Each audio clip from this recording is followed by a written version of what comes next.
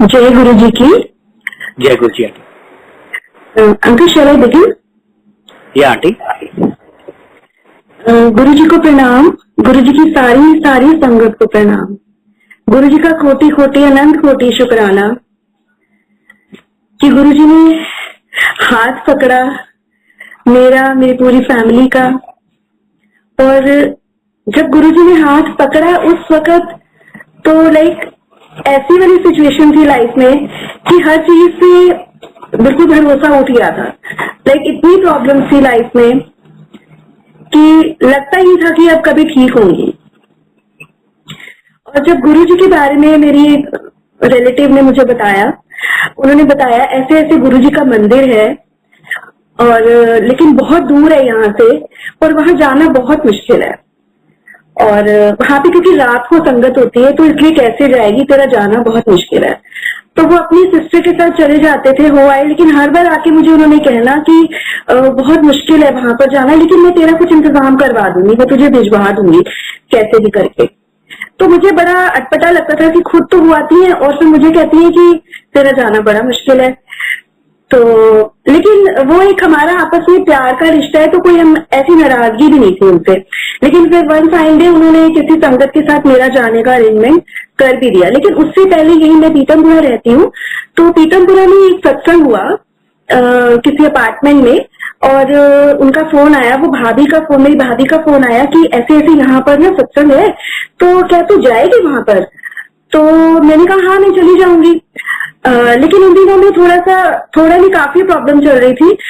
Made वगैरह थी नहीं और खुद ही सारा काम करना पड़ता था। उनको बोल के मैंने कहा हाँ जाऊंगी, लेकिन फिर मैंने मन में सोचा कि नहीं मैं तो पहले अपना काम फिनिश करूंगी और फिर मुझे टाइम बचेगा तो जाऊंगी। मैंने मन में ऐसा सोचा और 7 to 9 का सत्संग था और फिर 8:30 बजे तक मैं फ्री हुई। तो फिर मैंने दोबारा से उनको कॉल किया, मैंने कहा मैं अब आ जाऊं?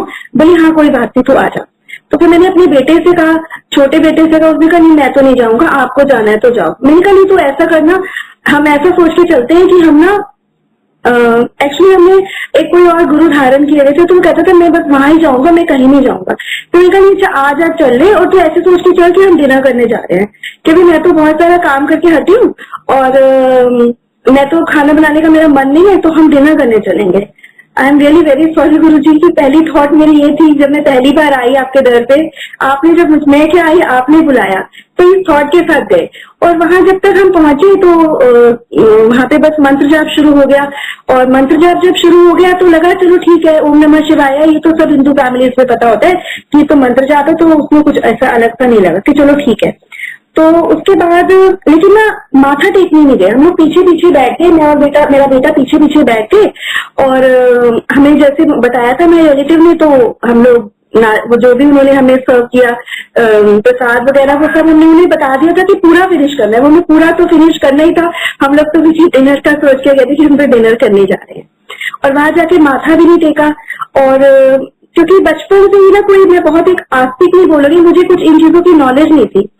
और मैंने एक मूवी देखी थी कोई संजीव कुमार की बचपन में, तो उसमें वो संजीव कुमार जो होते हैं उनको भगवान दर्शन देते हैं, कृष्ण भगवान आते हैं धरती पे आते हैं, वो उनको दर्शन देते हैं और उनको बड़ी तरह से उनको वो करते हैं। तो मेरे को वो वाली पिक्चर का बिल्कुल ध्यान था, उनकी कृष्ण भगवान की आंखों से लाइट निकलती है और वो संजीव कुमार की आईज में जाती है। तो ये वाली जो पिक्चर मैंने बचपन में देखी थी, तो जब मैंने वहां एंटर किया सत्संग में, तो एक जो बड़े मंदिर में स्वरूप है काले चोले वाला, एक दूसरा जो पिंक चोले में गुरुजी ऐसे तिरछा करके देखते हैं खड़े हुए, तो उस स्वरूप में से बिल्कुल सेम वही एक्सपीरियंस मुझे हुआ कि वो लाइट निकली और मेरी आईज तक जैसे आई और वो पूरा बस उसके बाद तो ये हो गया कि बस गुरुजी गुरुजी गुरुजी ऐसा वाला हो गया। वो एक्सपीरियंस बिल्कुल वही था, सेम जो मैंने बचपन में देखा हुआ था मूवी में। उसके बाद माथा तो टेकने गए ही नहीं थी क्योंकि मुझे बहुत ना हेजिटेशन होती थी, कहीं भी कीर्तन हो सत्संग हो तो मैं माथा कभी नहीं टेकने जाती थी, मुझे थोड़ी हेजिटेशन फील होती थी। उस दिन भी मैं नहीं गई और फिर हम लोग लंगर करके इतने में मेरी भाभी आ गई, बोली अच्छा ठीक है रुकोगे या जाओगे? मैंने कहा हम लोग जाएंगे। तो हम लोग वहां फुटवेयर लेने के लिए गए तो वो फुटवेयर मिले ही ना वो, और अंकल ने सारे बैग A to Z सारे बैग उन्होंने चेक कर लिए, लेकिन वो फुटवेयर तो कहीं भी नहीं थी। और उसके इतने में भाभी फिर आ गई और इतने में वहां पे डांस शुरू हो गया। तो मैंने उनको बोला, मैं कहा भाभी ये लोग जब सब इतनी अच्छी तरह इतने खुश दिख रहे हैं और इतना डांस कर रहे हैं इन गुरुजी के स्वरूप के आगे, तो ये इनके क्या रिश्तेदार हैं जिनके घर सत्संग है? बोली नहीं पागल, ये रिश्तेदार नहीं है, ये गुरु संगत है। और गुरुजी के आगे जो भी डांस करता है, गुरुजी उसको स्कैन करके उसकी जो भी प्रॉब्लम होती है वो उसको दूर कर देते हैं। तो मुझे बड़ा अमेजिंग लगा। मैं कहा चलो फिर, मैंने तो माथा नहीं टेका, मैं कहा चलो फिर चलते हैं आगे, डांस भी करेंगे। फिर मैंने माथा टेका और डांस भी किया। लेकिन मेरा बेटा जो था मेरे साथ, छोटा बेटा मेरे साथ गया था, उन्होंने कहा नहीं मैं तो नहीं जाऊंगा, मैं तो यहाँ पे चप्पल ढूंढूंगा खड़े होके। तो मैंने कहा अच्छा ठीक है, और मैं चली गई। फिर काफी देर हो गई, हमने थोड़ा डांस वांस भी किया, माथा टेका, और फिर इतने में मेरा बेटा भी आ गया। तो मैंने उसकी तरफ देखा, मैंने कहा क्या हुआ, चप्पल नहीं मिली ना? चलिए मैंने कहा नहीं मिलेगी तो माथा टेक करे। वो गुरुजी से जैसे थॉट दे देते हैं ना, अपने आप से सवाल उठते हैं और अपने आप से जवाब भी गुरुजी दे देते हैं। और जब वहां उस संगत में मैं बैठी हुई थी तो गुरुजी को मैंने बोला कि मैंने कहा मुझे आगे यहाँ से तभी बढ़ाना, आगे बढ़ाने का मतलब ये था कि मंदिर आप मुझे तभी बुलाना जब आपने मेरी सारी प्रॉब्लम ठीक कर दी हो। और यकीन करना, वो दिन और आज का दिन अब मुझे याद भी नहीं है कि क्या क्या प्रॉब्लम्स मैं फेस करती थी। वो धीरे धीरे करके गुरुजी ने एक के बाद एक मतलब जिंदगी पूरी चेंज कर दी। आज जो कुछ भी है, जो कुछ भी हंसी है, खुशी है, जो भी कुछ है जिंदगी में, वो सब कुछ चाहे वो कुछ भी है, चाहे मटीरियलिस्टिक चीजें हैं, चाहे इमोशनल है कुछ, चाहे कैसा भी कुछ भी है, आई ओ एवरीथिंग टू गुरुजी। सब कुछ गुरुजी का ही दिया हुआ है। गुरुजी के बिना तो अब आज ये लगता है कि कुछ भी नहीं है जिंदगी। और जब गुरुजी ने शुरू में फिर वहां जब गई, उसके बाद मंदिर जाने का भी मेरा भाभी ने करा दिया किसी संगत के साथ अरेंजमेंट। तो पहले ही दिन जब वहां गई तो उस टाइम पे संगत उतनी ज्यादा नहीं होती थी। 2012 में गुरुजी ने मंदिर बुलाया, तो उस टाइम पे बड़े आराम से 7 बजे तक, पौने 7 तक भी पहुंच के आगे बैठने को भी मिल जाता था। तो वो आंटी की सेवा होती थी, वो आंटी और उनकी बेटी दोनों आते थे, तो उनकी सेवा होती थी। तो मैंने लंगर वगैरह करके फिर आके मैं बाहर, जहाँ पे कॉफी प्रसाद आजकल वो जगह है जहाँ पे वो डिस्ट्रीब्यूट करते हैं, तो मैं वहां आके बैठ गई और संगत के साथ। तो मैं आके बैठी थी तो एक आंटी आई अपनी फ्रेंड आंटी को बुलाने के लिए कि चल वहां ना अमृत वर्षा हो रही है।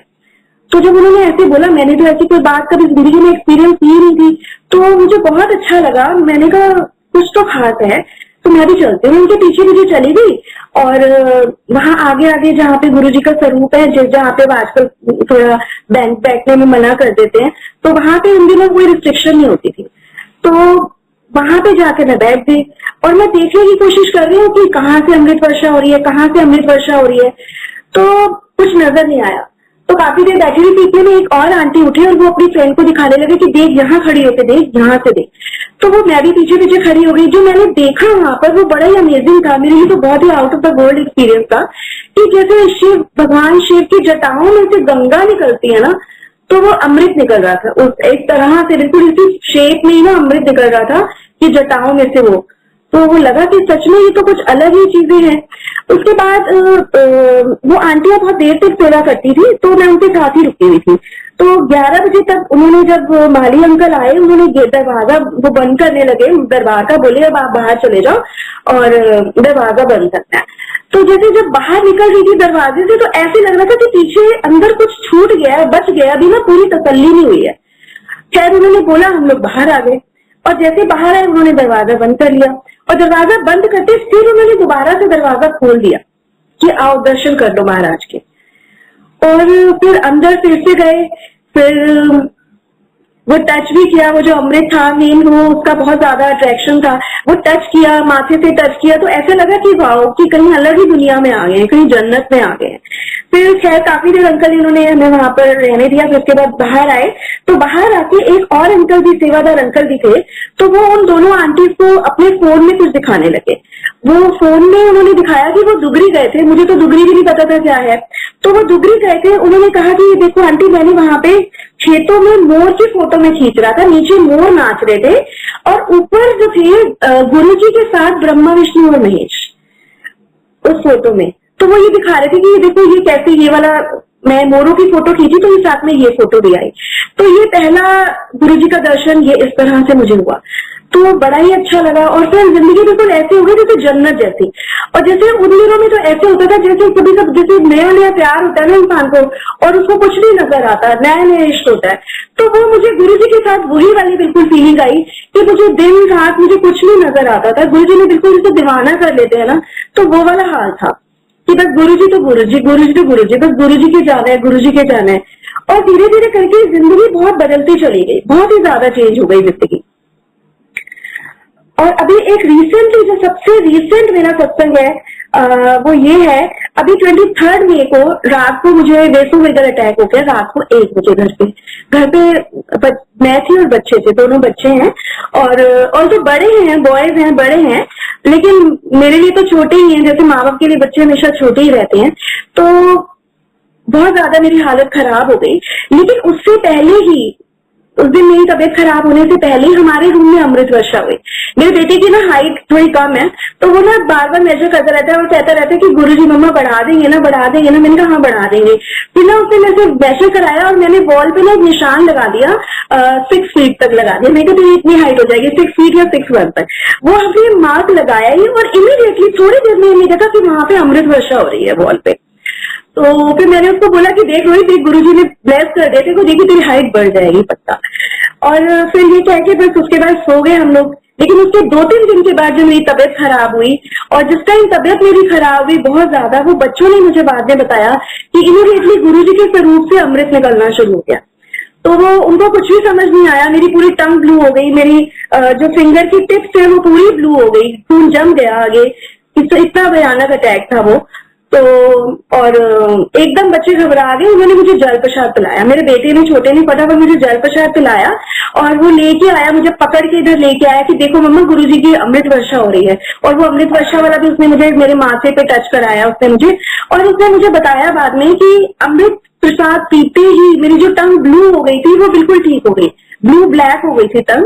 और फिर मैं मुझे बहुत ज्यादा प्रॉब्लम में थी। फिर उन बच्चों को बेचारों को कुछ समझ में नहीं आया कि रात को 1-1:30 बजे क्या करें। उन्होंने क्या किया, उनको बस यही समझ में आया कि गुरुजी के चलते हैं। अभी लॉकडाउन की बात है ये 23 मई की। तो उन्होंने मुझे जैसे कैसे करके उन्होंने मुझे चेंज भी कराया और उन्होंने गाड़ी में मुझे डाला और मुझे वो मंदिर ले गए। और मेरे बच्चे बता रहे थे कि मैं बहुत बुरी तरह से रो रही थी, बहुत ही ज्यादा बुरी तरह से मैं रो रही थी। और फिर रास्ते में उन्होंने सत्संग चला दिया गाड़ी में, गुरुजी का सत्संग। और काफी आगे जाके उन्होंने जैसे चलाया, पहले शब्द चले थे, जैसे गुरुजी का सत्संग मेरे कानों में, मुझे लगा कि पहला सेंटेंस ही मेरे कानों में जो पड़ा वो नरेंद्र ढंड अंकल का वो सत्संग उसमें उन्होंने चलाया। तो एकदम मैं उठ के बैठ गई। ये बच्चों ने मुझे बताया कि वो सुनते एकदम मैं उठ के बैठ गई। फिर वो जैसे कैसे बड़ी ऑल्दो 2-2:30 बजे का टाइम हो गया था, मंदिर पहुंचे 2:30 बजे के करीब मंदिर पहुंचे, तब तक थोड़ा थोड़ा मुझे भी होश आ गया था। मैं थोड़ा क्या मैं काफी बेटर फील कर रही थी। तो वहां पे जब गए तो वहां पे गेट पे पहुंचे, पूरे गेट पे पहुंच गए मंदिर के। तो वो अंदर जो अंकल थे वो बाहर आए, उन्होंने गेट खोला थोड़ा सा, नहीं गेट भी नहीं खोला शायद थोड़ा, तो उन्होंने ऐसे साइड में झिरी में से पूछा कि हाँ जी बोलो क्या काम है। तो बच्चे ने बताया ऐसे ऐसे मम्मी की बहुत ज्यादा तबीयत खराब हो गई है तो मम्मी को लेके आए हैं। तो वो पहले तो बहुत हैरान हो गए वो अंकल, वो बच्चों को लगा शायद माली अंकल थे। वो बोल रहे थे कि ये लो जल प्रसाद उन्होंने दिया, समाधि मंदिर से जल प्रसाद दिया। और वो बार बार बस एक ही बात पूछ रहे थे कि आप लोग अंदर कैसे आ गए, आप लोग मंदिर के गेट तक आ कैसे थे। जब उन्होंने ऐसे बोला तो हमें भी स्ट्राइक किया कि हाँ ये लोग बोल रहे हैं तो कुछ ऐसे बात होगी। और जब वापसी वहां से मुड़े तो वहां से मुड़ के जो है जब देखा तो जितने भी बैरिकेड थे वो सारे साइड में एक लाइन में लगे हुए थे, कि वो अब हमें भी नहीं पता और किसी को भी नहीं पता कि वो सारे बैरिकेड साइड में कैसे हो गए। बट समहाउ ये लोग घर ले आए, तबीयत तो मेरी काफी ठीक हो गई थी लेकिन फिर भी बहुत वीकनेस थी। तो मॉर्निंग में इन्होंने डॉक्टर को जब कॉल किया तो डॉक्टर ने छूटते ये कहा कि बहुत ही ब्लेस्ड है और बहुत ही पॉजिटिव है, इनको तो किसी ने भगवान ने हाथ दे के बचाया है। ये इतनी ब्लेस्ड है कि ये अटैक ये कैसे झेले, सिवाय ब्लेसिंग्स की और कोई चीज हो ही नहीं सकती। ये जो बची है ये बस ऊपर वाले की कृपा से बची है। और वो जो डॉक्टर है वो भी गुरुजी को मानती है, तो बहुत ज्यादा तो नहीं जाती लेकिन हाँ वो भी मानती है गुरुजी को, जानती है वो गुरुजी के बारे में, और उनको भी पता है कि हाँ हम लोग गुरुजी को फॉलो करते हैं। तो उसके बाद धीरे धीरे लाइक थोड़ा ठीक होना शुरू हो गई। और फिर बहुत टाइम हो गया था कि लंगर वगैरह का भी, जैसे पहले तो जब मंदिर खुला था तो यही होता था कि कुछ भी है तो चलो मंदिर चलो, लंगर करके आएंगे, गुरु जी के दर्शन करके आएंगे तो ठीक हो जाएगा। तो फिर अपने आप से कोई प्रार्थना भी नहीं की गुरुजी से। गुरुजी ने अपने आप से ही 3 दिन जब मंदिर में लंगर बन रहा था तो 3 दिन गुरुजी ने हमें लंगर भिजवाया। 3 दिन, पूरे 3 दिन उन्होंने हमें लंगर भिजवाया और वो लंगर खाती ही और मैं बिल्कुल ठीक होती है। मुझे खास कोई दवाई भी नहीं लेनी पड़ी, कुछ भी नहीं लेना पड़ा मुझे। और इस तरह से गुरुजी ने मुझे उठा के फिर से खड़ा कर दिया और धीरे धीरे बिल्कुल ठीक कर दिया। और फिर इसके पहले 2-2.5 साल पहले की बात है, तो नई गाड़ी गुरुजी ने दिलाई बलिनो। 1 हफ्ता ही हुआ था उस गाड़ी को। जैसे एक थर्सडे रात को आई है तो जा नहीं पाए मंदिर, किसी भी तरह से बन नहीं रहा था मंदिर जाने का। तो नेक्स्ट फ्राइडे हम लोग निकले मंदिर के लिए और रास्ते में जो है वो अभी हम बस थोड़ा सा ही निकले थे घर से और एक्सीडेंट हुआ 4-5 गाड़ियों का बैक टू बैक। 4-5 गाड़ियां, हमारे आगे 3 या 4 गाड़ियां थी। 3 गाड़ियां हमारे आगे थी, एक पीछे थी, हमारे 5 गाड़ियां थी। तो वो आगे से तो बिल्कुल बच गए, लेकिन पीछे से गाड़ी पे पीछे से बहुत जोर से आके एक टैक्सी ने बहुत जोर से टक्कर मारी। तो वो बिल्कुल ही पीछे से गाड़ी बिल्कुल खत्म हो गई और एकदम कुछ समझ ही नहीं आया। और वो दरवाजा था वो भी थोड़ा लॉक सा हो गया, तो कुछ समझ में नहीं आया कि एकदम से हुआ क्या। बहुत तेज बस यही लगा कि झटका लगे और कुछ हुआ है और कुछ भी नहीं हुआ किसी को। एकदम बस फिर वहां पे एकदम ट्रैफिक वगैरह सारा रुक गया तो किसी ने गाड़ी का दरवाजा खोला तो बाहर आ गए हम लोग, मैं भी, ड्राइवर भी। और तो मैं ड्राइवर ही गया था और वो ड्राइवर भी बहुत ट्रेन ड्राइवर था। तो लेकिन वो गुरुजी ने बिल्कुल ही बाल बाल बचा लिया।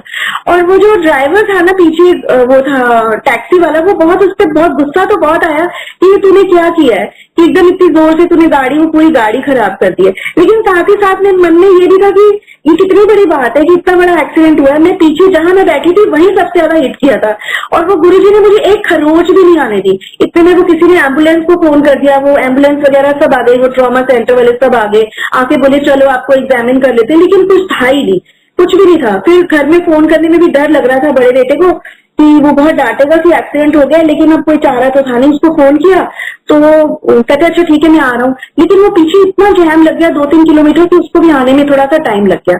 फिर वो फाइनली पुलिस वाले आए, उन्होंने गाड़ी वाड़ी सब हटवा दी। वहां से नीचे फ्लाईओवर के ऊपर हुआ था एक्सीडेंट और गाड़ी उन्होंने साइड में लगवाई, वो सारा जैम वगैरह खुल गया तो मेरा बेटा भी आ गया।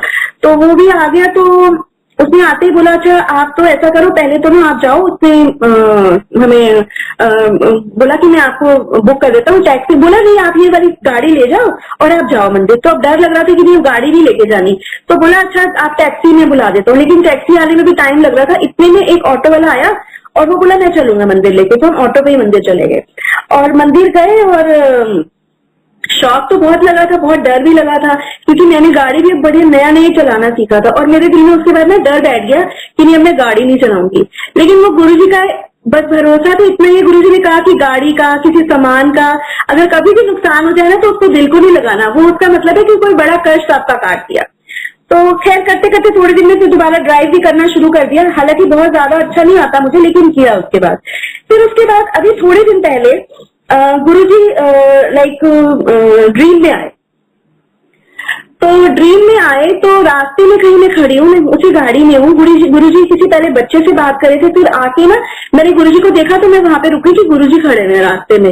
तो गुरुजी आके मेरी गाड़ी के बोनट के पास ड्राइविंग सीट वाली साइड पे ना गुरुजी खड़े हो गए और उन्होंने मुझे बोला कि ठीक नहीं हो सकती, ऐसे उन्होंने ड्रीम में मुझे बोला। और फिर उसके बाद मैंने गुरुजी को बोला कि गुरुजी घर चलो।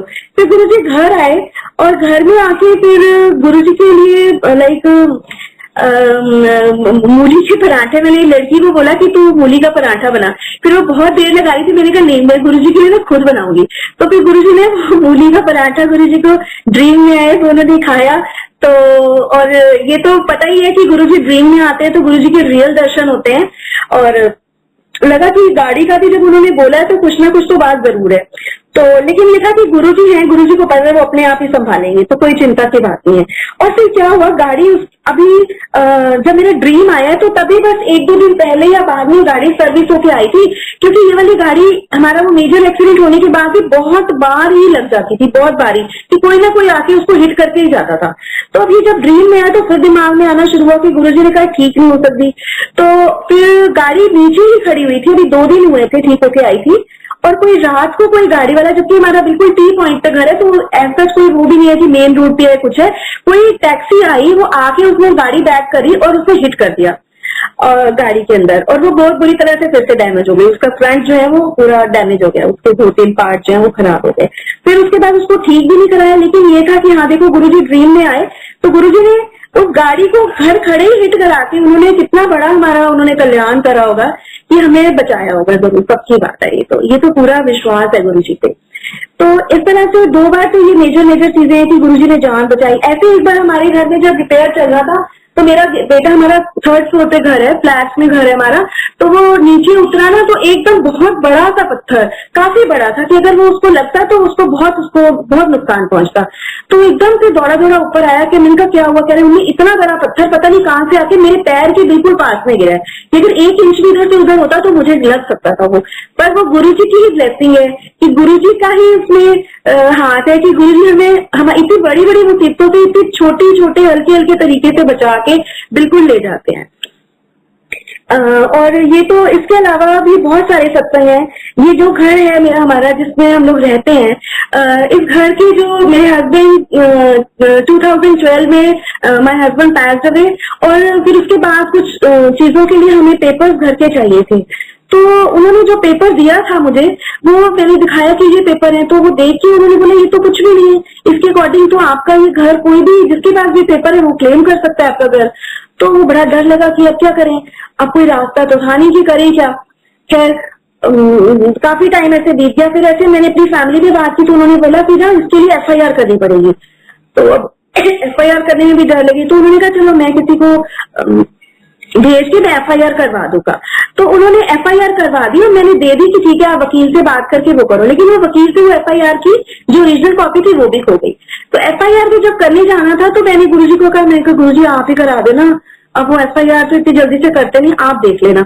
और जब मैं पुलिस चौकी के बाहर में पहुंची तो क्योंकि वो जिसको उन्होंने भेजा था मना कर दिया पुलिस वाले ने कि जिनका घर है वो खुद आके FIR करे। तो फिर मैं वहां गई, घर के पास ही है पुलिस स्टेशन, तो वहां पे एकदम बाहर गुरुजी की गाड़ी खड़ी थी और गुरुजी की बड़ी खुशबू आई वहां पर। तो मन में विश्वास हो गया कि हाँ गुरुजी आ गए हैं तो गुरुजी अपने आप ही जो भी करेंगे देख लेंगे। तो जाते ही FIR वगैरह हो गई, ऑल्दो वो FIR खो भी गई और उसकी जरूरत भी नहीं पड़ी बात में। तो उसके बावजूद मैं मन में ना गुरुजी को कहती थी गुरुजी क्योंकि वो पेपर जब खो जाए, कुछ भी नहीं है किसी के पास, तो वो पूरी चेन होती है फ्लैट्स में, जैसे 5-6 लोग थे, एक ने बेचा दूसरे ने खरीदा और हमारे पास तो कुछ भी नहीं था। लेकिन हाँ फैमिली ने बोला कि आपने किसी को बताना नहीं है कि पेपर खो गए, आपको भी पता है घर आपका है, हमें भी पता है, आपने बस चुप रहना है, पेपर्स की कहीं भी आपने बात नहीं करती। तो मैं किसी से भी इस बारे में जिक्र ही नहीं करती थी। बस मन में ना जब भी ख्याल आता था ना तो मैं गुरुजी को कहती थी कि गुरुजी मैं कहाँ जाऊंगी ये पेपर निकलवाने, हो सकता है DDA से निकल भी आए, लेकिन आप देखो मैं कहाँ जाऊंगी, आप ऐसा करना प्लीज, आप ये पेपर ना मुझे ना आप घर में अपने हाथों से लाके मुझे दे देना। मैंने कहा मुझे तो पता नहीं है पेपर्स कहाँ है, लेकिन आपको तो पता है ना गुरुजी पेपर्स कहाँ रखे हुए हैं। मैं हमेशा सिर्फ यही बात कहती थी। और फिर ऐसे एक बार मुझे इस बात को करते करते 2015 हो गया, 2012 से 2015 हो गया, अप्रैल 2015, 3 साल हो गए। तो लेकिन कुछ भी बन नहीं रहा था, बस चुपचाप रह रहे थे कि ठीक है जो भी है, बाकी के जो भी प्रूफ चाहिए होते वो सब हमने सारी कुछ बनवा लिया, पासपोर्ट, आधार कार्ड, बच्चों के मेरे सब कुछ बनवा लिया। बस एक फाइनल भाई मेरे बेटे का वो आया, पासपोर्ट बन के आया। पासपोर्ट उसका पहले माइनर में बना था तो उसमें सिग्नेचर गलत थे, तो वो करते करते रह गया, तो दोबारा से जब बनने के लिए था तो उसका मेजर नहीं बन के आया, अडल्ट में बन के आया पूरा जितने भी साल का बनता है। तो वो आया, मैं उसी टाइम स्कूल से बस आई थी तो डोरबेल बजी, पहले तो वो पोस्टमैन आया, उसने वो दिया पासपोर्ट दिया मेरे बेटे का। तो पासपोर्ट लेके मैं अंदर आ गई और अंदर ना रूम में बैठी, बेडरूम में, तो गुरुजी का स्वरूप लगा हुआ था वहां बेडरूम में। तो मैंने गुरुजी को ऐसे ही बोला, मैंने कहा गुरुजी आपने सारे बाकी तो सारा कुछ आपने पक्का करा दिया, सारे प्रूफ है, लेकिन जो मेन चीज है कि घर के पेपर्स है नहीं, अब इन प्रूफ का क्या करेंगे। बस इतना ही मैंने बोला था। और साथ में मैंने एक लाइन गुरुजी को और बोली, मैंने कहा गुरुजी अगर ये घर मेरे बच्चों के हक का है तो आप उनको दिला देना। आप यकीन करना ये शब्द मैंने बोले, एक सिंगल लाइन मैंने बोली, इतने में हमारी डोरबेल दोबारा बजती है और हमारे दरवाजे पे 2 अंकल खड़े हुए थे। तो वो अंकल खड़े थे, तो उन्होंने जैसे मैंने दरवाजा खोला, उन अंकल ने कहा कि ये मेरे हस्बैंड का नाम लेके बोला कि उनका घर है। मैंने कहा हाँ जी, क्या आप उनकी वाइफ हो? मैंने कहा हाँ जी। तो बस तीसरा जो उन्होंने क्वेश्चन पूछा ना, वो तो मैं हिल गई कि ये क्या पूछ लिया उन्होंने पूछा आपके घर के पेपर्स कहाँ हैं?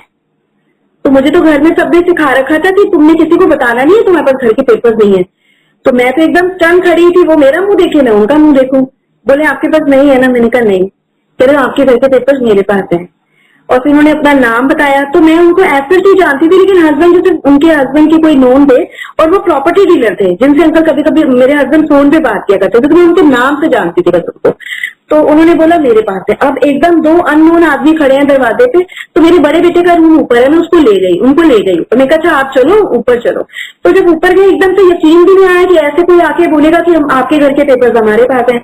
तो जब ऊपर गए तो बिठाया, तो उन्होंने काफी सारी चीजों को और रेफरेंस देके, तो उन्हें यकीन हो गया कि भाई हाँ ठीक बात कह रहे हैं। जैसे मेरे हस्बैंड की और फ्रेंड के बारे में बताया, ऐसे ऐसे सब कुछ चीजों ने इस तरह से बताई, तो यकीन हो गया। तो बोले आप ऐसा करना, मैं आपको अपना फोन नंबर दे देता हूँ और एड्रेस दे देता हूँ, आप 2-3 दिन में जब कभी भी आपको टाइम मिले तो आप जो है ना आप आके पेपर ले जाना। तो मैंने, अब हमें तो एकदम लगे कि पेपर मिल गया, हम 2-3 दिन क्यों वेट करें, हम तो अभी चलेंगे। मैंने अपने बेटे को ऐसे इशारा किया कि हम ना अभी चलेंगे। तो मैंने उनको बोला कि हमें ना उनके यहाँ जाना है, जिनका उन्होंने नाम लिया था मेरे हस्बैंड के फ्रेंड का, हमें उनके घर वैसे ही मिलने के लिए जाना है, तो हम ना आपके घर से पेपर्स भी ले लेंगे। लेकिन एक्चुअली तो हमारे मन में यही था कि हमें तो सिर्फ पेपर्स भी लेने जाना था। और इस इंसिडेंट से 2-3 दिन पहले क्या हुआ था कि आईजीएल पाइपलाइन गैस मुझे लगवानी थी, तो वो जो ऑनलाइन कैफे वाले होते हैं ना, तो मैं उनके पास वो जो 2-4 पेपर थे मैं लेके गई, तो उनको थोड़ा प्रॉपर्टी का पेपर्स का पता होगा। तो जैसे मैंने उनको दिए ना, तो उन्होंने मेरी शक्ल देखी, बोली ये पेपर कहाँ से लाए हो? मैंने कहा क्यों क्या हुआ? कह रही किसके ये पेपर? मैंने कहा हमारे हैं। कहते आपके घर के पेपर इतने ही है? मैंने कहा हाँ। कहते किसी को दिखा मत देना, आपके ऊपर ना 420 का केस हो सकता है। तो वो 2-4 दिन से दिमाग में वो चीज भी चल रही थी कि कहा है कि 420 का केस हो जाएगा, अंदर हो जाएंगे, ऐसा भी कुछ हो सकता है। पर मन में ये था कि नहीं गुरुजी ऐसा नहीं होने देंगे। तो फिर हम उनके घर गए, अंकल जो आए थे हमारे पेपर्स लेके, हम गए और उन्होंने पूरा का पूरा पैकेज ऐसे सील बंद उनके पास पड़ा हुआ था। वो गए, बोले मेरे ऑफिस में रखे, उन्होंने घर पे बिठाया और वो वहीं पास में ऑफिस से वो लेके आए। मेरे हस्बैंड का एक पहले मेडिकल स्टोर भी था, तो उसके पास में उनका भी उनका ऑफिस था।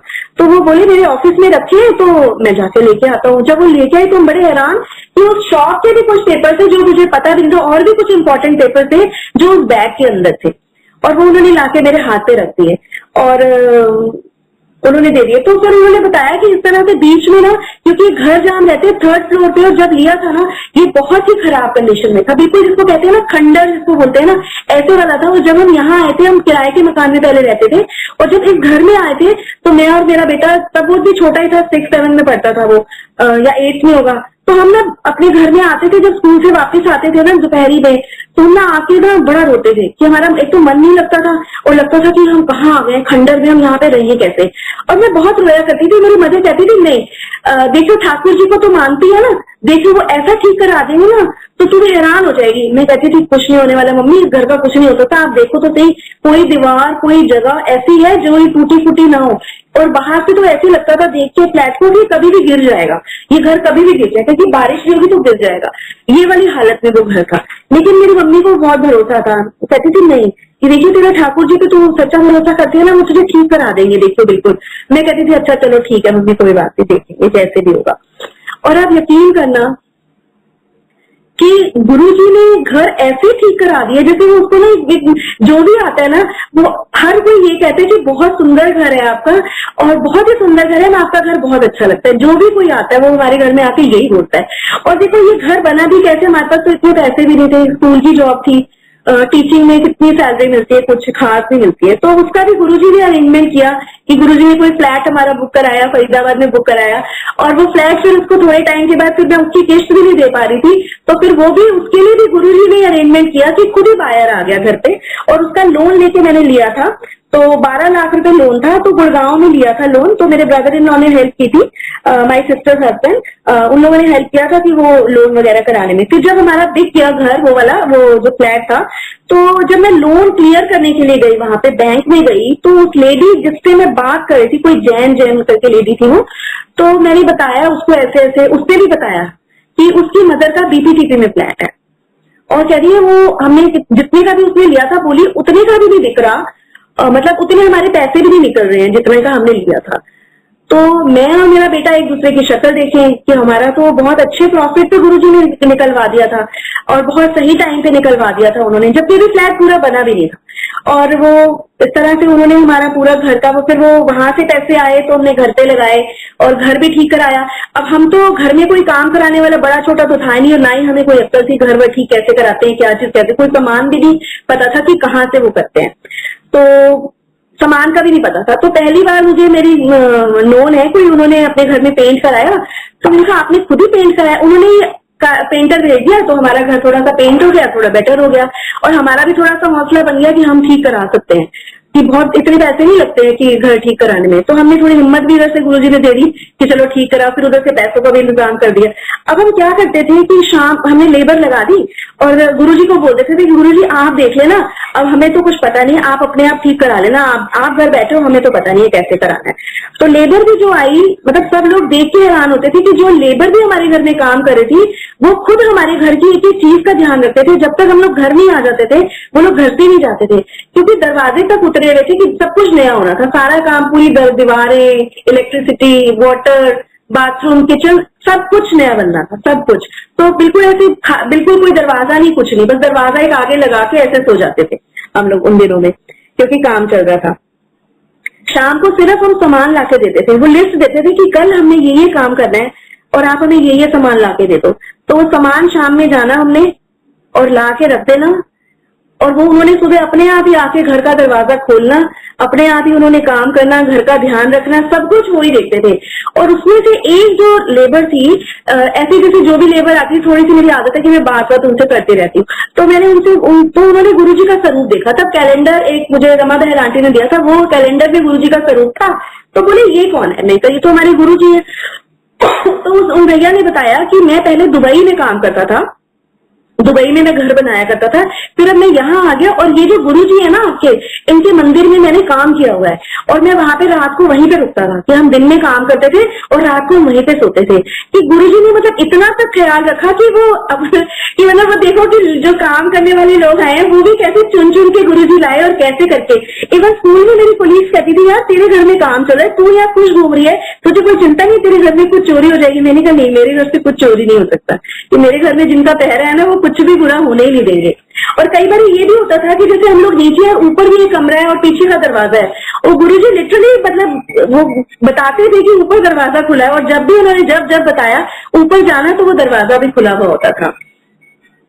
जय गुरु जी। और गुरु जी की लाइक महिमा बिल्कुल अपरंपार है। ये तो कुछ छोटे छोटे मेन मैंने इंसिडेंट्स बताए हैं, और अगर आज की डेट में अगर मैं सोचती हूँ तो जिंदगी में सिर्फ गुरु जी है, और सबसे ज्यादा जो इम्पोर्टेंट है वो गुरुजी है, और सबसे बड़ी जो दौलत है मेरी वो गुरुजी है। और ये मैं तो बिल्कुल एक आप कहो कि मैं इस तरह वाली लड़की थी कि मेरे को भगवान के बारे में कुछ ऐसा भरोसा नहीं था, कि जब शादी से पहले यहाँ तक मेरा बुरा हाल था कि अगर मेरी एक फ्रेंड थी वो बहुत मंदिर वगैरह जाती थी और वो भोलेनाथ को बहुत मानती थी, तो वो मुझे कहती थी कि चल, एक दिन वो मुझे ना बड़ी इंसिस्ट करके ना कहने लगी कि तू ना शिवरात्रि है चल आज मंदिर चल मेरे साथ। मैंने कहा नहीं यार वहां जाके चप्पल खो जाती है, मैं नहीं जा रही। और उस दिन ऐसा ही हुआ कि मैं उसके साथ शिवरात्रि वाले दिन मंदिर गई और मेरी चप्पल खो गई। और अब बाद में आके पता चला, जब गुरुजी के आए तो पता चला कि अगर कोई चप्पल ले जाता है ना तो खुश हो जाया करो कि तुम्हारी कोई मुसीबत लेके चला गया। तो वो कितनी पुरानी बात है कि वो बचपन की बात है कि कोई मेरी चप्पल ले गया था। और फिर जब मैं दोबारा जब गुरुजी के यहाँ पहली बार गई तो तब भी मैं चप्पलों का ही रोना लेके खड़ी हुई थी कि जो चप्पल मैंने पहनी हुई थी और जो खो गई थी, मिल नहीं रही थी, वो वाली चप्पल मुझे बहुत प्रिय थी। और मैंने कहा ये मेरी फिर चप्पल खो गई, मैं फिर आज मंदिर आई तो मेरी चप्पल खो गई। लेकिन जब हम लोग वहां से माथा टेक के जब निकले थे ना, जब पहली बार सत्संग में गए थे, और वो अंकल हमें ढूंढ रहे थे कि वो बैग लेके ढूंढ रहे थे कि वो कहाँ है, वो आंटी कहाँ है, वो अंकल, और ये उनके फुटवेयर है। और जबकि जब हम लोग ढूंढ रहे थे चप्पलें, उन अंकल ने एक भी बैग छोड़ा नहीं था चेक करने से कि एक भी बैग छूटा हो, लेकिन हमारी चप्पलें कहीं नहीं थी। ये सब गुरुजी की महिमा है, और गुरुजी ने खुद ही धीरे धीरे ये एहसास करा दिया, ये बता दिया गुरुजी ने,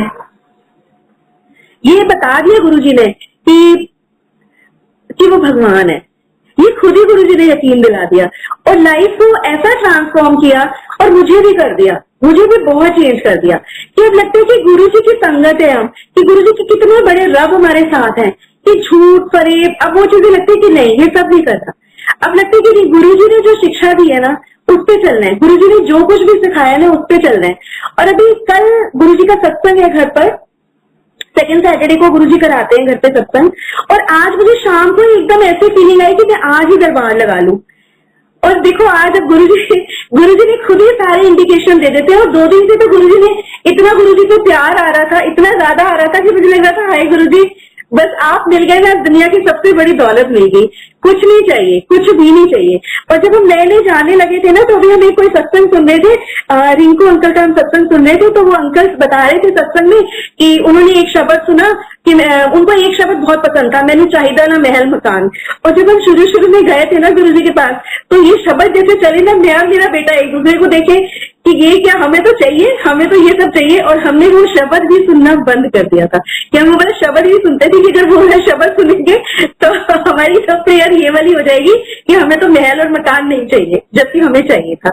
लेकिन अब आज मैं सोचती हूँ कि हम लोग लाइक कितने बेवकूफ है कि महल मकान ये गुरुजी की यहाँ जुड़ रहे हैं, ये सब चीजें है ना। और जो सबसे खास है वो हमारे गुरुजी हैं, और सब उससे भी ज्यादा प्यारा जो है ना वो गुरुजी का प्यार है। और अभी जब गुरुजी ड्रीम में मेरे आए और गुरुजी ने मूली का पराठा खाया, तो उससे थोड़े दिन पहले जैसे गुरुजी को घर में कुछ ऐसा खास तो हम लोग नहीं करते, लेकिन जो भी कुछ भी थोड़ा बहुत बनाते हैं गुरुजी को, थोड़ा सा जो भी घर में बनता है वो गुरुजी को जैसे अर्पण करते हैं। तो एक वीडियो आई थी, तो उसमें एक छोटा सा बच्चा होता है, वो बड़े ही प्यार से, बहुत ही प्यार से वो भगवान को कहता है कि भगवान आप खाओ ना, भगवान खाओ ना, आप प्लीज खाओ ना, तुम नहीं खाओगे तो तुम दुबले रह जाओगे, तुम ऐसे हो जाओगे, तुम वैसे हो जाओगे। और वो मुझे इतनी मेरे दिल को छू गई।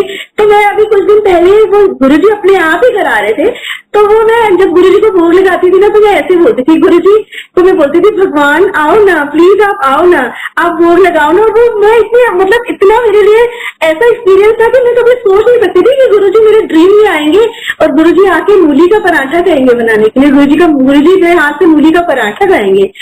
ये मैं गुरुजी का प्यार देख के तो लगता है कि गुरुजी को क्या चाहिए हमसे, गुरुजी को कुछ भी नहीं चाहिए, गुरुजी को सिर्फ हमारा भाव चाहिए, सिर्फ प्यार चाहिए। और अभी एक बड़े मंदिर का मैं आपको एक्सपीरियंस बताती हूँ। अभी कौन सा फंक्शन था मैं भूल रही हूँ, शायद शिवरात्रि था। शिवरात्रि पे जब गए तो शिवरात्रि था या नहीं या न्यू ईयर था, मुझे याद नहीं एग्जैक्टली। तो उसमें बाहर जैसे 12 बजे के करीब जो है, हाँ वो न्यू ईयर का फंक्शन था। तो फिर सबको ही होता है कि 12 बजे जो है ना न्यू ईयर गुरुजी के दरबार में ही हम खड़े हो, इस तरह की ब्लेसिंग हर कोई चाहता है। तो मैं भी चाह रही थी, तो लेकिन ना वो सेवादार ना अंकल कह रहे थे, हम लोग बिल्कुल फॉयर पे पहुंच गए थे, लेकिन ना अंकल हमें ना वहां बैठने नहीं देते, बोले बिल्कुल जगह नहीं है, अगर आपको बैठाऊंगे तो और भी बहुत सारे लोग खड़े हैं, वो भी बैठने के लिए जिद करेंगे। तो और एक अंकल पीछे खड़े थे, बोले आप ना कुछ भी मत कहो, देखना गुरुजी आपको भी जब जैसे 12 बजेंगे ना गुरुजी आप बिल्कुल आप वहां गुरुजी के सामने खड़े होगे। तो मुझे लगा हाँ ठीक है, तो बिल्कुल ठीक कह रही हूँ, मैं क्यों जिद कर रही हूँ। वैसे जनरली ऐसा होता है कि मैं जिद नहीं करती हूँ, लेकिन मैं उस दिन पता नहीं मैंने अंकल को 2-3 बार रिक्वेस्ट किया, फिर मुझे सच में फील हुआ कि नहीं हम क्यों कर रहे हैं ऐसे, मुझे ऐसे नहीं करना चाहिए। और बस जहां मैंने ऐसा सोचा और मैंने मन में मैंने कहा यहाँ भी गुरुजी अंदर भी गुरुजी है, कोई फर्क ही नहीं है, और मंत्र जाप मन में बोलना शुरू करा। और बस वो बोलना क्या शुरू करा, आगे इतनी संगत थी कि मैं किसी भी तरह से कितनी भी कोशिश कर लेती, मैं धक्का मुक्की भी चाहे कर लेती, मैं अंदर दरबार में नहीं पहुंच सकती थी। जो सीढ़ी है वहां पे मैं थी, और बस मंत्र जाप जैसे इस बात को एक्सेप्ट किया कि नहीं जिद नहीं करनी है, और मंत्र जाप शुरू किया। वो कैसे रास्ता बना मैं भी नहीं जानती। एक अंकल कोई आए पीछे से और वो रास्ता बनाते चले गए, और वे पूरी आगे उनके पीछे पीछे दरबार में पहुंच गए। और दरबार में हम लोग खड़े हो गए, और वहां पे भी अच्छा 2-4 मिनट हमें खड़े होने को मिला, और मंत्र जाप भी वहीं पर ही हो गया। और बस मंत्र जाप चल रहा था, तो इतने अंकल आए तो उन्होंने लिटरली ना भगाया हमें वहां से, दरबार में से। तो वो बोला कि चलो ठीक है, लगा कि ठीक है कोई नहीं, गुरुजी ने जितनी देर बुलाना था। फिर वो बाहर खड़े हो गए, लेकिन अभी मन की ना तसल्ली नहीं हुई थी कि न्यू ईयर है, और जस्ट अमृत जो ये है मंत्र जाप के टाइम पे गुरुजी ने बाहर भेज दिया, चलो कोई बात नहीं, कोशिश करेंगे, वेट करेंगे यहाँ पर। तो वो जो गुरुजी का रूम है वहां पे नीचे जो स्टेयरकेस है वहां पे नीचे वेट करने लगे। तो बोले कि वेट करो अभी, और अंदर से उन्होंने दरवाजा बंद कर लिया, आने नहीं दे रहे थे। लेकिन हम वहीं नीचे दरवाजे पे खड़े थे, बहुत देर हो गई थी, बहुत देर। वो बोले आप उधर से आओ, इधर से आओ। लेकिन लगा कि गुरुजी कहाँ जाऊं मैं, कौन से दरवाजे से जाऊं, मुझे नहीं पता, अब मैं यही खड़ी हूँ, आपकी मर्जी है, जब बुलाना हो आप बुला देना। और एक अंकल और आंटी, लड़का लड़की भी, यंग से बच्चे थे, तो वो मेरे सामने ऐसे खड़े थे और हमें काफी देर हो गई थी। और अब वो मतलब अब अंदर से मतलब लग रहा था कि मतलब चलो अब ठीक है, जैसे गुरुजी की मर्जी है, कोई बात नहीं, हम तो यहीं खड़े हैं। और इतने में मेरे मुंह से निकला, वो दोनों लड़का लड़की खड़े थे, वो जैसे बात करने लगे, तो मैं उनको कहने लगी कि आज तो उन्हें वहां से धक्के दे के निकाला है, तो आज तो बहुत बड़ी ब्लेसिंग गुरुजी ने दी है। कि गुरु के दर से, गुरुजी ने कहा है कि गुरु के दर से जब धक्के दे के निकाला जाता है तो आपको नहीं, आपकी मुसीबतों को निकाला जाता है। मैं कही तो बहुत ही नए साल की शुरुआत गुरुजी ने इतनी बढ़िया कर दी, तो मजा आ गया। और फिर साथ ही साथ में ना एक लाइन मेरे मुंह से निकली जो कि सोची हुई भी नहीं थी। एक गाने की लाइन है वो, एक है, हम इंतजार करेंगे तेरा कयामत तक, खुदा करे कि कयामत हो और गुरुजी हमें बुलाएं। ऐसे मैंने बोला कि हम इंतजार करेंगे तेरा कयामत तक। बस वो शब्द जैसे बस निकलने थे मेरे मुंह से, इतने में अंदर से एक सरदार अंकल आए और उन्होंने, और मेरे पीछे एक आंटी खड़ी रो रही थी, वो रोने लग गई थी कि गुरुजी अंदर ही बुला रहे हैं, गुरुजी अंदर ही बुला रहे हैं। तो कोई सेवादार आंटी थी वो भी, तो वो बुलाती, जैसे देखा अंदर थोड़ा, वो अंकल ने देखा उनको कि वो रो रही है, तो अंकल ने कहा चलो आप। अंदर से वो आए और वो उनको बोले, और उनकी और मेरी भी आंखें मिली, और जैसे ही उनकी तरफ मैंने देखा, उन्होंने कहा आंटी आप भी चलो। और वो मैं भी हैरान, वो दोनों लड़का लड़की भी हैरान कि अभी तो मुंह से शब्द भी पूरे नहीं निकले और गुरुजी ने बुला लिया। कि मतलब पता नहीं किस बात से महाराज खुश हो जाएं, ये भी हमें नहीं पता कि कौन सा शब्द ऐसा निकल जाए कि बस उस पे गुरुजी का दिल आ जाए तो वो पता नहीं क्या ही चीज कर देंगे। उस दिन तो सच में यही वाला एक्सपीरियंस हुआ कि हम इंतजार करेंगे तेरा कयामत तक। सच में गुरुजी हम तो बिल्कुल कयामत तक ही आपके लिए लाइन में लग के खड़े हैं। बस गुरुजी आप हाथ पकड़े रहना, बस छोड़ना नहीं, बिल्कुल भी छोड़ना नहीं, बस कुछ नहीं चाहिए, आप ही चाहिए। अब महल मकान भी नहीं चाहिए, अब समझ भी आ गई कि अब महल मकान भी नहीं चाहिए, अब तो आप ही चाहिए। आप बस अनसंग रहो, आपका हाथ सिर पे रहे, और जिंदगी में जो है ना, जो स्टीयरिंग है ना, जो है हमारा, जो आप कहते हो ना जिंदगी का घोड़ा मेरे हाथ में दो तो मैं सीधा हाँकूंगा, गुरुजी आप ही चलाना। अब आपने, अभी भी आपने ही चलावे पहले, लेकिन कहीं ना कहीं तो होता था कि हाँ एक बेवकूफी थी, एक मूर्खता थी कि लगता था कि हम चला रहे हैं। लेकिन अब बिल्कुल बहुत अच्छे से पता है गुरुजी आप चला रहे हो, आपने ही चलाना है, सिर्फ आपने ही चलाना है और किसी से चलवाना भी नहीं है। और आप, कोई हमें समंदर भी दे देना तो वो समंदर नहीं चाहिए गुरुजी, और आप अगर दे दो एक कतरा भी तो वो कतरा भी हमारे लिए समंदर है। ये मेरी लाइनें नहीं है बोली हुई, ये मैंने कहीं सुनी थी, लेकिन सच में अब इरादा यही है गुरुजी, आप एक कतरा भी दे दोगे ना बस वो भी समंदर है, कहीं और अब जाने मत देना। बस गुरुजी हाथ हमेशा ऐसे ही पकड़े रहना, ऐसे ही पकड़े रहना। और अभी लास्ट ईयर क्या हुआ, लास्ट ईयर की बात है, न्यू ईयर के बाद, मेरे ख्याल से 26 जनवरी की बात है। 26 जनवरी को रात को हम लोग सोए हैं, 11-12 बजे सोए हैं, और अभी बस हल्की हल्की नींद आनी ही शुरू हुई थी। और इतने में मेरा बेटा आया नीचे और कहता है कि मम्मा मेरी बहुत ज्यादा तबीयत खराब हो रही है, जल्दी जल्दी अभी मुझे हॉस्पिटल लेके चलो। तो एकदम हम भी हैरान हो गए कि क्या हो गया इसको, अभी तो गया ही सोने के लिए, और मैं उसको ऊपर कुछ खाने का भी देके आई थी, गरम करके देके आई थी, उसने कुछ बाजार से लाया हुआ था, मैंने उसको दिया। तो मैंने कहा अभी तो तू खाना खा रहा था, क्या हो गया तेरे को एकदम से? बोला मुझे नहीं पता, बस आप जल्दी से चलो। और उसने अपने फ्रेंड को बुलाया हुआ था गाड़ी ड्राइव करने के लिए, क्योंकि मुझे या मेरे छोटे बेटे को तो आती नहीं है, इतनी ज्यादा नहीं आती चलाने। और तो उसने अपने फ्रेंड को बुलाया हुआ था कि वो आ गया नीचे और बस चलो। तो उसको गाड़ी में बिठाया, गाड़ी में बिठाने से पहले अब हमारे पास तो बस एक ही दवाई है, गुरुजी का नाम, गुरुजी का जल प्रसाद, तो और वही ठीक भी करता है, हमें हमेशा वही ठीक करता है। तो बस मैंने गुरुजी का जल प्रसाद दिया, जल प्रसाद ऐसा नहीं था, तो वो गुरुजी का लॉकेट 7 टाइम्स वो डिप किया, ओम नमः शिवाय किया, वो ग्लास लिया साथ में, और बस गाड़ी में बैठे वो उसको पिलाना शुरू कर दिया, और साथ में बस मंत्र जाप शुरू कर दिया। और बस चलने से पहले मैं गुरुजी को अरदास करी, मैं कहा गुरुजी मुझे कुछ नहीं पता, आप देख लो। हम लोग पहुंचे, 40 गए, इमरजेंसी में रात के 1:30-2 बज रहे थे, वहां पहुंचे तो वहां पे उसका ब्लड प्रेशर वगैरह चेक किया, उसकी ईसीजी की, ब्लड प्रेशर बहुत हाई था उसका, ईसीजी की, और वो बहुत घबराया हुआ था। तो उन्होंने बोला कि कुछ नहीं है इसको, उन्होंने थोड़ी सी उसको जो भी उसको ट्रीटमेंट देना था ईसीजी वगैरह की, बोले वो ठीक है, लेकिन बीपी बहुत हाई था। तो और वो बहुत ही घबराया हुआ था, बहुत ही ज्यादा। तो वहां पे उन्होंने थोड़ी देर रखा, जैसे फर्स्ट एड थोड़ी सी देते हैं, बोले कुछ नहीं है इसको, यंग बच्चों को ना कभी कभार ना एंग्जाइटी हो जाती है। तो उसके बाद 2-2.5 घंटे में हमें लगा पता नहीं एडमिट करेंगे क्या करेंगे, लेकिन बस गुरुजी को बोला गुरुजी आप देख लो, और गुरुजी तो देख ही लेते हैं, गुरुजी पे जो छोड़ते हैं वो तो पूरा देख ही लेते हैं।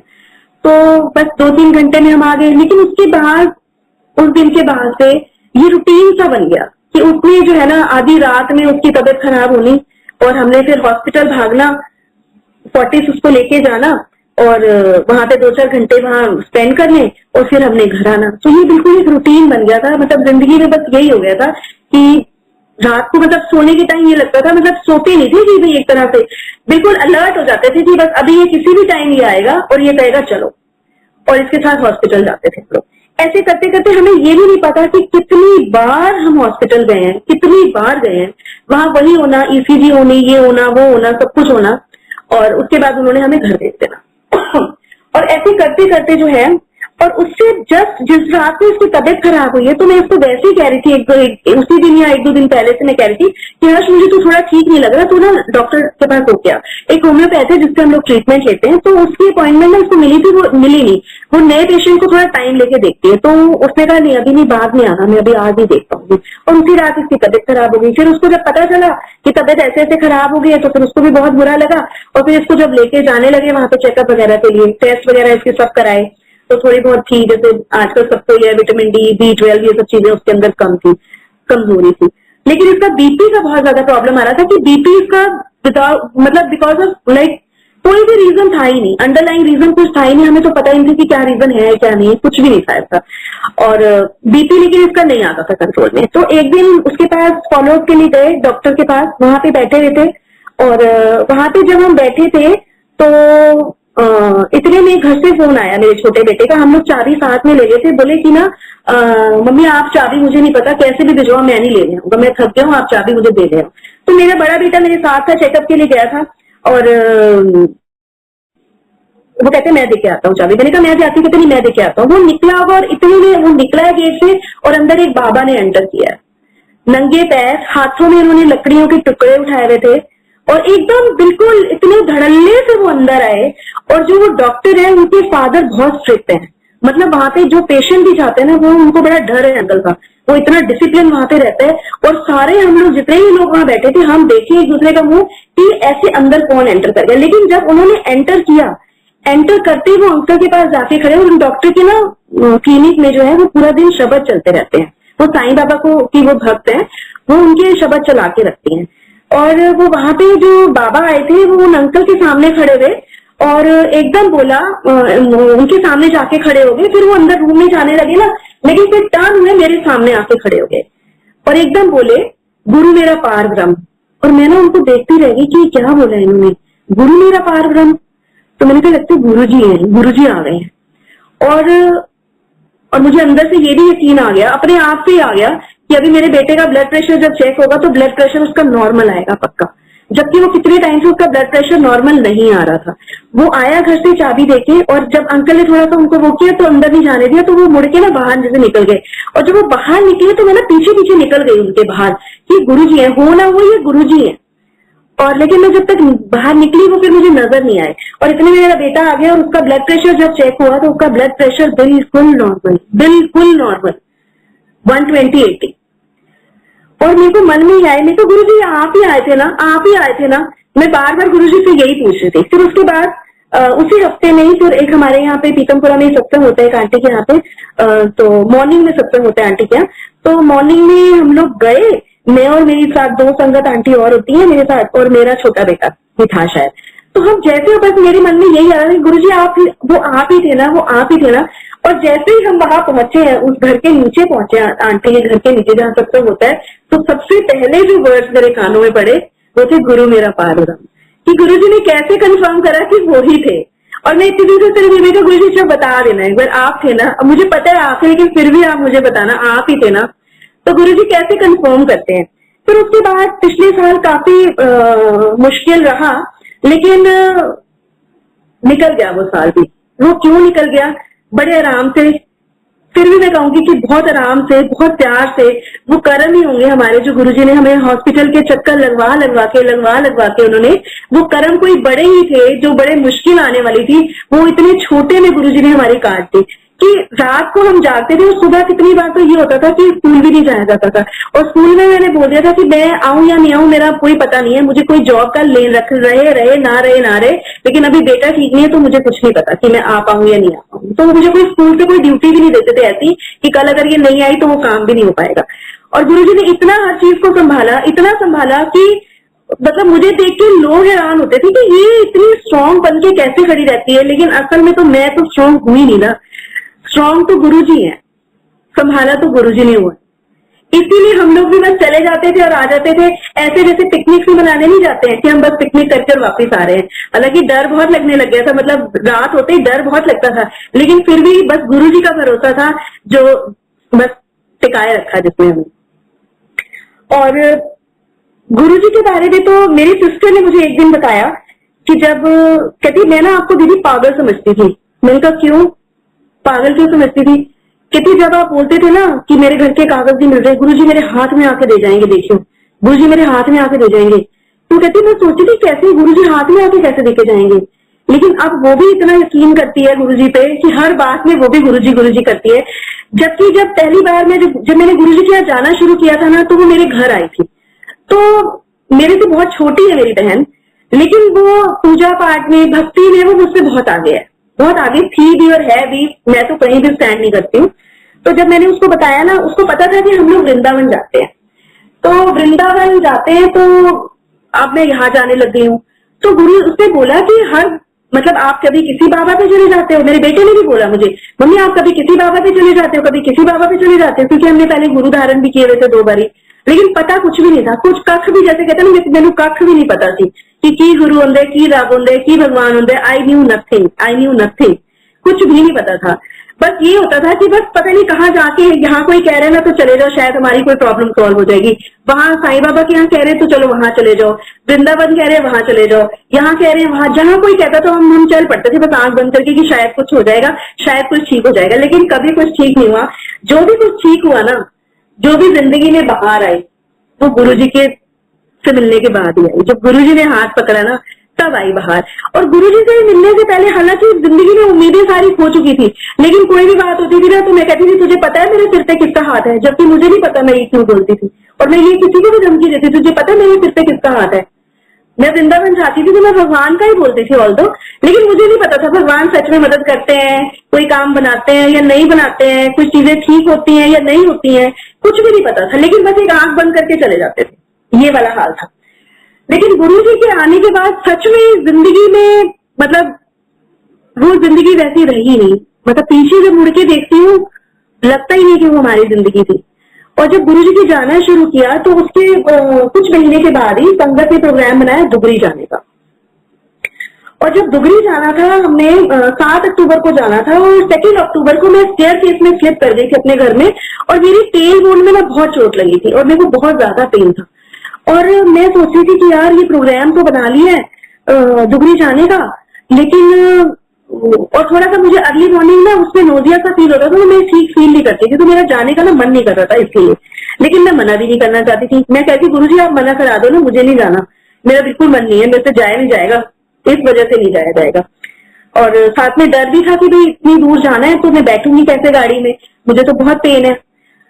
लेकिन गुरुजी ने जब बुलावा दे दिया, गुरुजी ने बुला लिया, तो फिर तो किसी की क्या औकात है कि कोई रुक जाए, कोई कुछ भी कहे फिर तो जाना ही जाना है। वो तो अपने आप उठा के ही ले जाते हैं, लिटरली उठा के ही ले गए मुझे। और जब मैं गाड़ी में बैठी और पूरा वहां दुबई पहुंची, मुझे 1 सेकंड के लिए भी नहीं लगा कि मुझे पेन है या मैं आराम से बैठी नहीं हूँ या मैं मुझे कोई भी डिस्कम्फर्ट हो।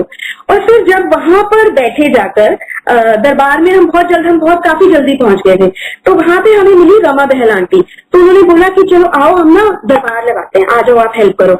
तो हमें तो कुछ पता नहीं था, फिर जैसे दरबार वगैरह लग गया वही कर रही थी हम लोग, तो बस ऐसे मैं तो खड़ी हुई थी। तो फिर जैसे उन्होंने दरबार लगा लिया ना, बोली गुरुजी आ गए। मैंने कहा आपको कैसे पता चला गुरुजी आ गए? बोले ये देखो ओम दर्शन हुए।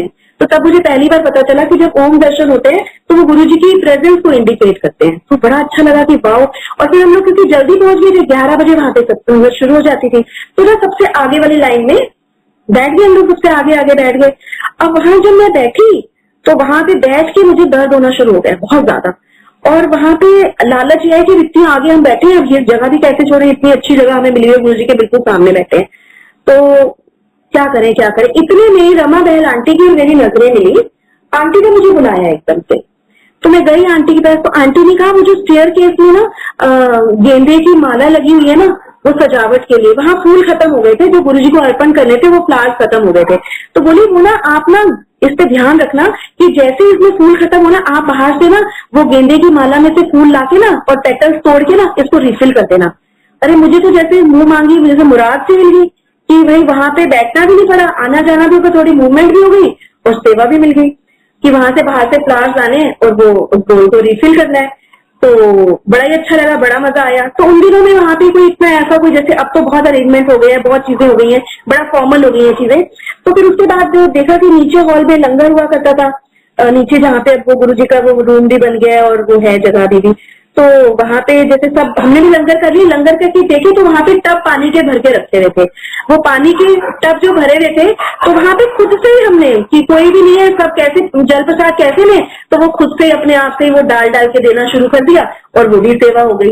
और उसके बाद जब वहां से दुगरी से वापस चले तो एक गाड़ी पे लिखा हुआ था टर्निंग, मेरे आगे एक गाड़ी निकली, उस पे लिखा हुआ था टर्निंग पॉइंट। और जो गुरुजी मैसेजेस भी मुझे देते हैं ना, वो ऐसे होता है, गाड़ी के पीछे लिखा होगा, कहीं ना कहीं मुझे लिखा हुआ मिल जाता है और वो बिल्कुल मैसेज होता है, क्लियर मैसेज होता है गुरुजी का। तो टर्निंग पॉइंट, तो मैंने मन में सोचा क्या ये मेरी लाइफ का टर्निंग पॉइंट है गुरुजी, और वो सच में ही उस दिन जो दुगरी से मैं वापस आई हूँ, वो मेरी लाइफ का टर्निंग पॉइंट ही था।